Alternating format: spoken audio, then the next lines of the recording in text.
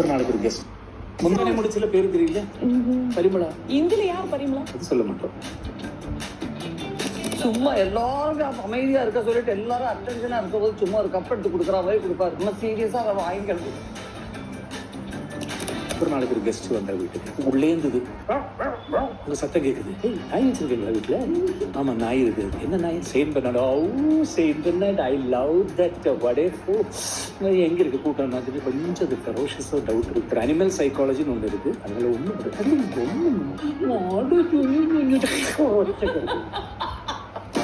After ஒரு 30-40 வருஷத்துக்கு அப்புறம் அந்த ஆளு திருப்பி அந்த கோயிலுக்கு வந்த போது இந்த யானை நீதான் அந்த ஆளு அதே ஆளு திருப்பி ஒரு அடி அடிச்சுன்னு ஒரு கதை சொன்னாங்க. நான் வேற எதுவும் சொல்ல ஊசி இந்த 2-3 வாட்டி இந்த யானை எதுக்கு இங்க எடுத்துட்டு போன? யானைக்கு மூக்கு இங்க தானே இருக்கு. அது ஒவ்வொரு வாட்டி யாரா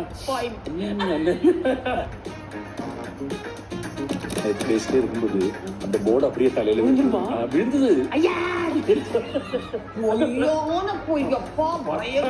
அந்த போர்டு தலையில விபூதி எல்லாம் வச்சுக்கிட்டு இவ்வளவு டீசெண்டா உட்காந்து யாராவது இந்த மாதிரி டுபாக்கூரா இருப்பாங்களா? பார்த்தா எவ்வளவு அழகா அருமையா லட்சணமா வந்திருக்காரு. பொய்யா சொல்றோம். நாங்க எல்லாம் இங்க வந்துட்டு இப்ப இந்த சீன்ல கிடையாது, ஃப்ரீயா தான் இங்கதான் அவங்க உட்கார்ந்து இருக்காப்புல பேசணும். இந்த மாதிரி சில சமாச்சாரங்கள் நடந்துட்டு திடீர்னு ஒரு நாள் இந்த அம்மா பாத்ரூம்ல போன் எடுத்துட்டாங்க. அப்ப உங்க அம்மா எடுக்கல இவ்வளே எடுக்கிறான்னு சொல்லிட்டு நான் ரொம்ப ஆர்வமா பேசுறேன். இப்படிதான் பேசி டவுட் வந்துருச்சு. உண்மையை சொல்லு, உங்ககிட்ட இந்த வேலையெல்லாம் இருக்கா அப்படின்னு ஒரு மாதிரி திட்டு. அதுக்கப்புறம் என்ன நம்பவே இல்லை.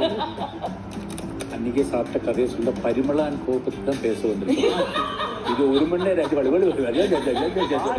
பத்தி பிரைஸ் பண்ணி பேச பிடிக்கல, பொறாம வருது.